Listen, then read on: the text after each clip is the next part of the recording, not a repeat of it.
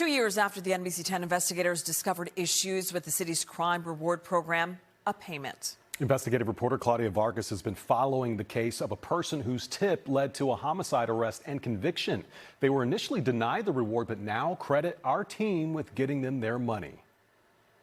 I got awarded the money. After 2 years of fighting the city, this tipster got a $20,000 check. Relieved, ecstatic. It could have came with a little bit of interest on there. We are concealing the informant's identity to protect the person's safety. A few years ago, they had provided a tip that led to the arrest and later a conviction in a homicide case. Philadelphia has a long-standing $20,000 reward for information that leads to the arrest and conviction of homicide suspects.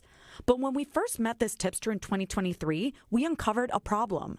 They said months after the suspect was convicted of murder, they hadn't heard anything from the city about the reward.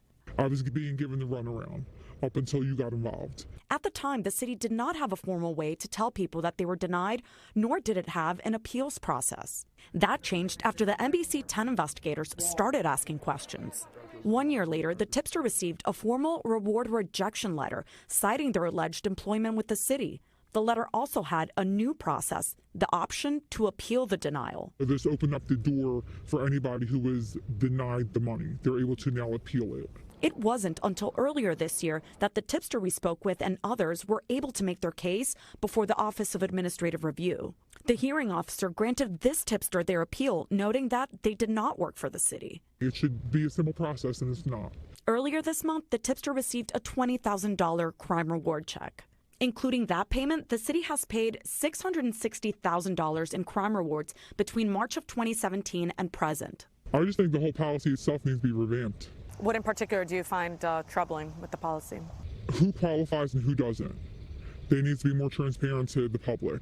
The Philadelphia Police Department declined an interview request to discuss its crime reward program.